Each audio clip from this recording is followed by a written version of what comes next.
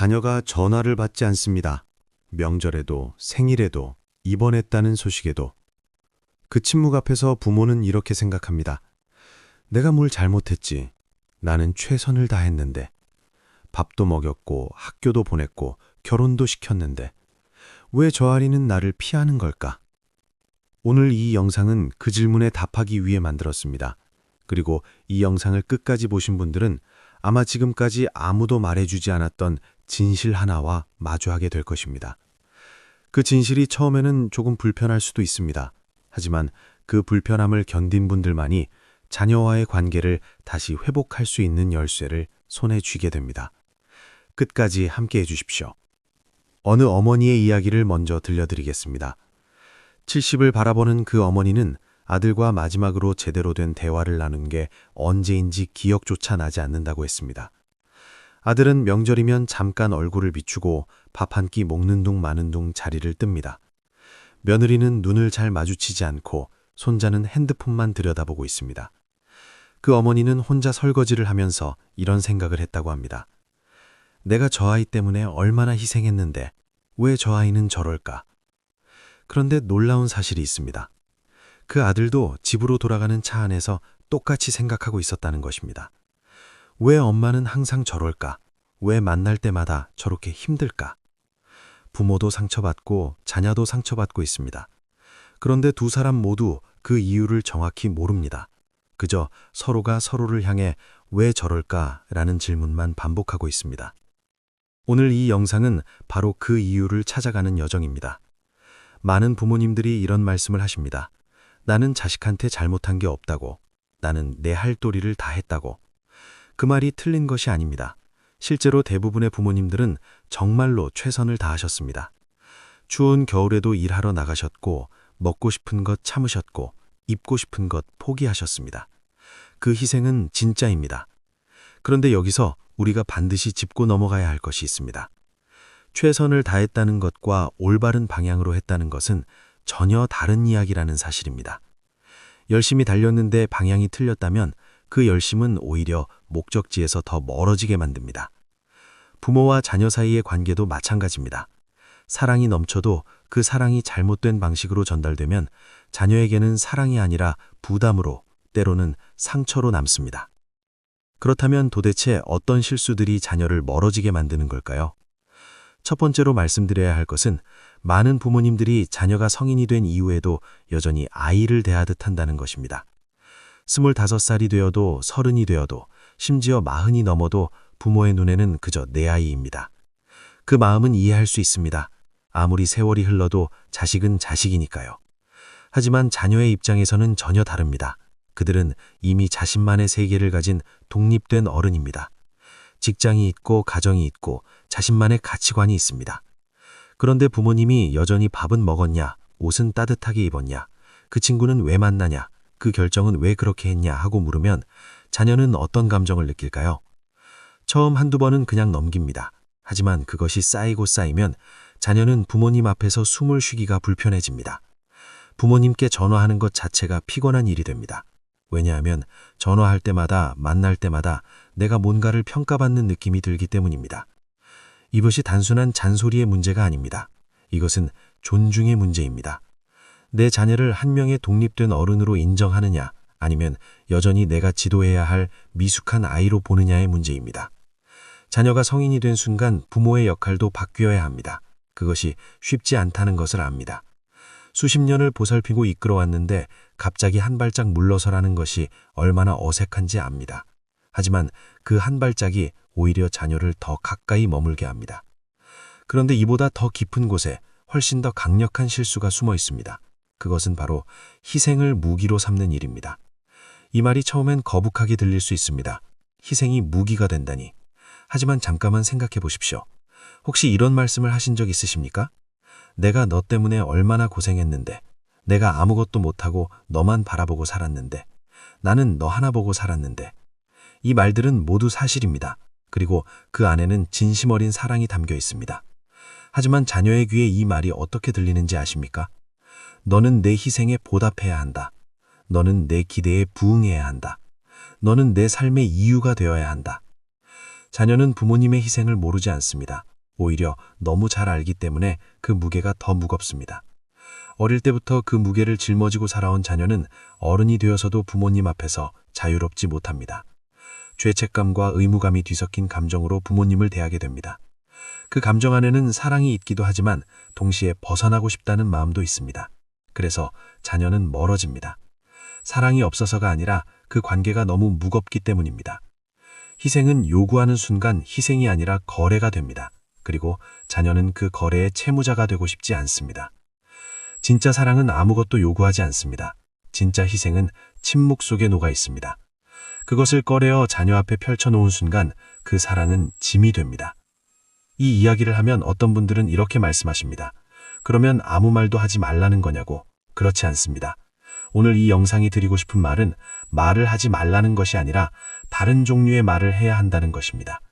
그리고 그 이야기는 조금 더 뒤에 드리겠습니다. 왜냐하면 지금 짚고 넘어가야 할 실수가 하나 더 있기 때문입니다. 세 번째 실수는 비교입니다. 옆집 아들은 이렇다더라. 네 사촌은 벌써 집을 샀더라. 친구 딸은 어떤 직장을 다니더라. 이 말들이 자녀에게 어떻게 들리는지 아십니까? 너는 그것도 못하느냐? 너는 왜 그러냐? 나는 네가 부끄럽다.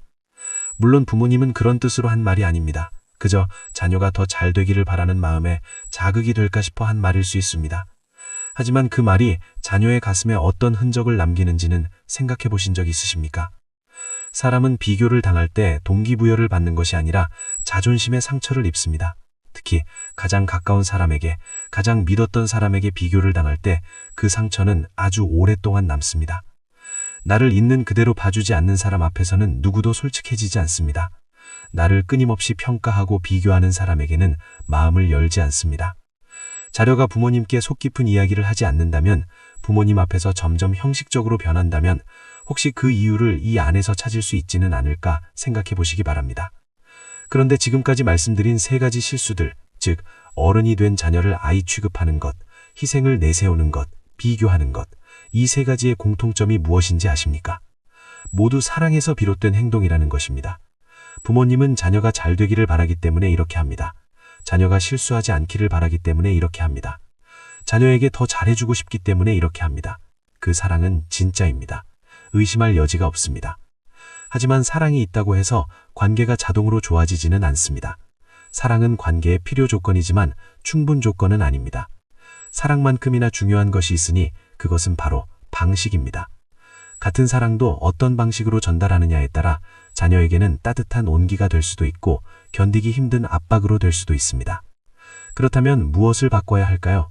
먼저 가장 작지만 가장 강력한 변화 하나를 말씀드리겠습니다. 말의 방향을 바꾸는 것입니다. 지금까지는 어떻게 해야 한다, 왜 그렇게 했느냐, 그것보다 이게 낫지 않으냐 하는 말을 주로 하셨다면 이제는 다른 종류의 말을 시도해 보십시오. 네가 그 결정을 하기까지 얼마나 고민했을지 그 마음이 느껴진다. 쉽지 않았을 텐데 잘 해냈구나. 네가 선택한 길이니 잘 될 거라고 믿는다. 이 말들이 처음에는 어색하게 느껴지실 수 있습니다. 평생 해오던 방식과 다르기 때문입니다. 하지만 이 말들이 자녀에게 전달하는 것은 단순한 칭찬이 아닙니다. 나는 너를 어른으로 본다. 나는 너의 판단을 존중한다. 나는 네 편이다. 그 메시지입니다. 사람은 자신을 인정해주는 사람 곁에 머뭅니다. 자신을 있는 그대로 받아주는 사람에게 마음을 엽니다. 자녀도 마찬가지입니다. 또 한 가지 중요한 변화가 있습니다. 부모님 자신의 삶을 채우는 것입니다. 많은 부모님들이 자녀에게 너무 많은 기대를 거는 이유 중 하나는 자신의 삶이 비어있기 때문입니다. 자녀가 전부였기 때문에 자녀가 멀어지면 삶 자체가 공허해집니다. 그 공허함이 자녀에게 연락하게 하고 자녀를 붙잡으려 하고 자녀에게 더 많은 것을 요구하게 만듭니다. 하지만 부모님 자신이 하고 싶은 것, 즐기는 것, 만나고 싶은 사람들로 삶을 채워나가면 자녀에게 매달리지 않아도 됩니다. 그리고 놀랍게도 부모님이 자신의 삶을 즐기고 있다는 것을 느낄 때 자녀는 오히려 더 자주 연락하고 싶어집니다. 짐이 되지 않는 부모, 자신의 삶을 살아가는 부모, 그런 부모에게 자녀는 다가옵니다. 지금 이 순간 자녀와의 사이가 멀어진 것 같아 마음이 아프신 분이 계시다면 이거 하나만 기억해 주십시오. 관계는 언제든 다시 시작할 수 있습니다. 50이 넘어서도 60이 넘어서도 70이 넘어서도 관계는 바뀝니다. 사람은 변하고 관계는 회복됩니다. 다만 그것은 자녀가 변하기를 기다리는 것이 아니라 부모님이 먼저 한 걸음을 내디딜 때 시작됩니다. 그 한 걸음이 오늘 이 영상을 보신 것에서 이미 시작되었다고 생각합니다. 자녀를 사랑하시기 때문에 이 영상을 끝까지 보셨을 것입니다. 그 사랑이 올바른 방식으로 전달될 때 자녀는 반드시 그것을 느낍니다. 바로 오늘이 아닐 수 있습니다. 하지만 시간이 지나면 반드시 느낍니다. 부모의 진심은 결코 사라지지 않습니다. 다만 전달되는 방식이 바뀌어야 할 때가 있을 뿐입니다. 오늘 이 영상이 그 작은 변화의 시작이 되기를 진심으로 바랍니다. 이 영상이 도움이 되셨다면 지금 구독 버튼과 좋아요를 눌러주십시오. 여러분의 작은 응원이 이런 이야기를 계속 이어갈 수 있는 힘이 됩니다. 주변에 비슷한 고민이 가진 분이 계시다면 이 영상을 함께 나눠주십시오. 네 번째 실수를 말씀드리기 전에 잠깐 멈추어 생각해 보시기 바랍니다. 지금까지 살아오시면서 자녀에게 미안하다는 말을 먼저 하신 적이 몇 번이나 있으십니까? 아마 많은 분들이 선뜻 대답하기 어려우실 것입니다. 우리 세대의 부모님들은 대부분 그런 말에 익숙하지 않으셨습니다. 부모가 자식에게 사과한다는 것이 어쩐지 권위가 무너지는 일처럼 느껴졌던 시대를 살아오셨기 때문입니다. 부모는 가르치는 사람이고 자식은 따르는 사람이라는 질서 속에서 살아오셨습니다. 그런데 지금 우리의 자녀들은 전혀 다른 세상에서 살고 있습니다. 그들은 관계 안에서 수평적인 존중을 원합니다. 내 감정이 무시되지 않기를 바랍니다. 내가 상처받았을 때 그것을 인정받고 싶어 합니다. 그리고 그 마음은 사실 잘못된 것이 아닙니다. 그것은 인간이라면 누구나 가진 아주 근본적인 욕구입니다. 그런데 부모님이 끝까지 사과하지 않으면 어떻게 될까요? 자녀는 그 상처를 혼자 안고 삽니다. 부모님 앞에서는 아무 말도 하지 않지만 마음 깊은 곳에는 풀리지 않은 응어리가 남아 있습니다. 그 응어리가 쌓이고 쌓이면 어느 순간 자녀는 부모님과의 관계에서 완전히 마음의 문을 닫아버립니다. 겉으로는 연락하고 명절에 찾아오더라도 속으로는 이미 멀리 떠난 상태가 됩니다. 이것이 네 번째 실수입니다. 사과하지 않는 것, 혹은 사과하는 척하면서 사실은 변명하는 것입니다. 내가 그때 그렇게 한 것은 다 너 잘되라고 한 것이다 라는 말은 사과가 아닙니다. 그것은 자신의 행동을 정당화하는 말입니다. 그 말을 들은 자녀는 또 한 번 상처받습니다. 내 감정은 또 한 번 무시당합니다. 진짜 사과는 단 2마디로 충분합니다. 그때 내가 잘못했다, 미안하다. 이유도 변명도 없이 그 2마디가 자녀의 마음속에 수십 년 묵은 벽 하나를 허물 수 있습니다. 어떤 분들은 이렇게 말씀하십니다. 내가 뭘 잘못했는지도 모르는데 어떻게 사과하냐고. 그렇다면 이렇게 해보십시오. 자녀에게 조용히 물어보는 것입니다. 내가 너한테 상처 준 게 있으면 말해달라고, 듣겠다고. 그 한마디가 지금까지 그 어떤 선물보다 자녀에게 깊은 감동을 줄 수 있습니다. 5번째 실수는 조금 더 미묘한 곳에 숨어 있습니다. 그것은 바로 감정 표현을 통해 자녀를 조종하는 것입니다. 물론 의도적으로 그러시는 분은 거의 없습니다. 하지만 우리가 알게 모르게 하고 있는 일이 있습니다. 자녀가 원하는 것을 들어주지 않을 때 갑자기 아프다고 하거나 자녀가 자주 오지 않으면 눈물을 보이거나 네가 그렇게 하면 나는 섭섭해서 못 살겠다는 말을 자주 하시는 분이 계십니까? 이것이 습관이 되면 자녀는 부모님과의 관계 안에서 끊임없이 죄책감을 느끼게 됩니다. 부모님이 슬프면 내 탓이고 부모님이 아프면 내 탓인 것 같고 부모님이 외로우면 그것도 내 탓인 것 같습니다. 그 죄책감이 자녀를 잠시 곁으로 불러들일 수는 있습니다. 하지만 그렇게 마지못해 온 자녀는 올 때마다 더 지쳐서 돌아갑니다. 그리고 결국에는 그 죄책감을 피하기 위해 아예 거리를 두게 됩니다. 감정은 솔직하게 표현하는 것이 좋습니다. 하지만 그 감정이 자녀를 묶어두는 도구가 되어서는 안 됩니다. 나는 네가 보고 싶다는 말과 네가 안 오면 나는 못 살겠다는 말은 같은 감정처럼 보이지만 자녀에게 전달되는 무게가 전혀 다릅니다. 전자는 초대이고 후자는 압박입니다. 6번째 실수는 어쩌면 가장 많은 분들이 해당되실 수 있는 이야기입니다. 그것은 자녀의 배우자를 진심으로 받아들이지 못하는 것입니다. 자녀가 결혼을 하면 부모님의 역할은 본질적으로 달라집니다. 이제 자녀에게 가장 중요한 가족은 부모님이 아니라 배우자와 아이들입니다. 이것이 자연스러운 순서이고 건강한 가정의 모습입니다. 하지만 많은 부모님들이 그 순서를 받아들이는 것을 힘들어하십니다. 며느리가 마음에 안 든다. 사위가 마음에 안 든다. 우리 애가 저 사람한테 끌려다니는 것 같다. 이런 감정들이 쌓이면 결국 그 감정이 어떤 식으로든 표현됩니다. 그리고 자녀는 그것을 느낍니다. 배우자도 느낍니다. 그 순간부터 자녀는 선택의 기로에 서게 됩니다. 부모님 편에 설 것이냐, 배우자 편에 설 것이냐. 이 선택은 자녀에게 엄청난 고통입니다. 그리고 건강한 자녀라면 대부분 배우자를 선택합니다. 그것이 옳습니다. 하지만 그 과정에서 부모님과의 관계는 돌이키기 어렵게 멀어지게 됩니다. 반대로 배우자를 진심으로 존중하고 가족으로 받아들이는 부모님 곁에는 자녀가 더 자주 옵니다. 자녀가 편안한 마음으로 찾아올 수 있는 곳, 배우자도 환영받는 곳, 그런 집이 되면 자녀는 스스로 찾아옵니다. 며느리 혹은 사위가 내 기준에 완벽하지 않더라도 내 자녀가 선택한 사람이라는 사실 하나만으로 존중할 수 있다면 그것이 자녀에게 줄 수 있는 가장 큰 선물 중 하나입니다. 7번째이자 마지막으로 말씀드릴 실수는 어쩌면 가장 근본적인 이야기입니다. 그것은 자녀가 행복하기를 바란다고 하면서 사실은 자녀가 내 기대대로 살기를 바라는 것입니다. 이 두 가지는 겉으로는 비슷해 보이지만 안을 들여다보면 전혀 다릅니다. 자녀의 행복을 진심으로 바란다면 자녀가 선택한 길이 내 생각과 달라도 응원할 수 있어야 합니다. 자녀가 직장을 그만두고 새로운 꿈을 향해 나아가도, 자녀가 내가 원하는 지역이 아닌 곳에서 살기로 해도, 자녀가 내가 기대한 것과 다른 삶을 살더라도 진심으로 응원할 수 있어야 합니다. 하지만 내 기대대로 살기를 바란다면 자녀의 모든 선택이 심판의 대상이 됩니다. 왜 그 일을 그만뒀냐? 왜 거기서 사냐? 왜 그 사람과 결혼했냐? 왜 아이를 안 낳냐? 모든 것이 어긋난 것처럼 느껴지고 자녀는 부모님 앞에서 언제나 부족한 사람이 됩니다. 부모님의 기대는 사랑에서 나옵니다. 하지만 그 기대가 자녀의 삶을 지배하려 할 때 그것은 더 이상 사랑이 아닙니다. 그것은 집착입니다. 자녀는 부모님의 꿈을 대신 살아줄 사람이 아닙니다.